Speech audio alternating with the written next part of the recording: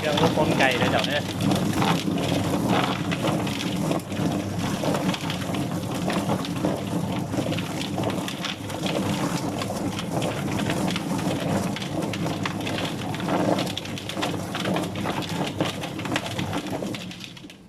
ย่อมาใส่เบิงใส่เวลา22 วินาทีเนาะเพื่อนๆเนาะ